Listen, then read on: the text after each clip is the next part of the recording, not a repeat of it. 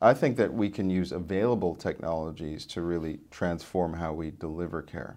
So for example, cell phone platforms are available for patients to manage their diabetes, to manage blood pressure. We can take examples, for example, from sub-Saharan Africa, where patients with malaria, instead of coming back to the clinic after they've had the test to see whether they have malaria or not, they receive an SMS to say, yes, you have it and start this medication, or no, you don't need to do anything else. So there's an available technology, readily available. We have people, the cell phone penetration is extremely intense throughout the United States. Why not use that platform as a way to deliver care?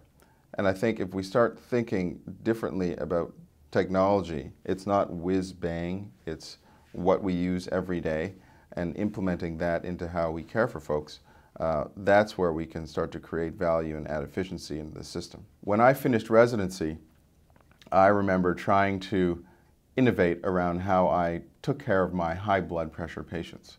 So I started to email back and forth with the high blood pressure patients to titrate their medications and to prevent them from coming in to have a visit with me.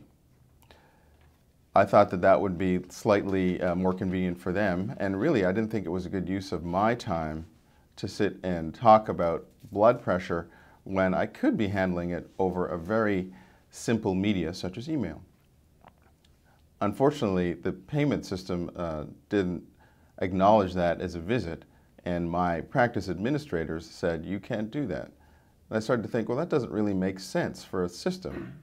If I can't practice in a way that makes sense for the patient and a way that makes sense for me and keeps the patient happy and actually provides good quality care for the patient, then what am I doing? In any culture, whether you have a shaman or a physician, the basis of the care is the relationship between the person delivering and providing the care and the patient.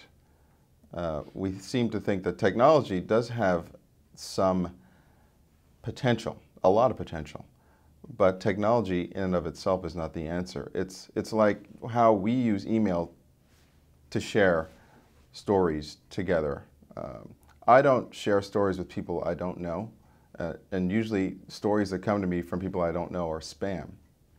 So if I'm going to be using available technology to manage patients, it has to come from a trusted source, and it should be based in some relationship.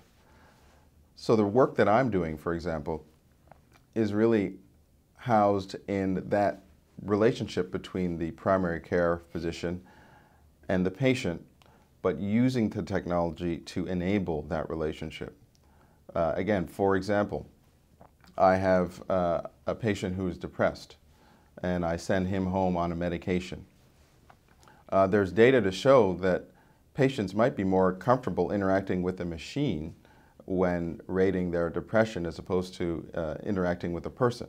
That's not to say that they prefer to receive their treatment for depression from a machine, but they might be more honest in rating their level with a machine.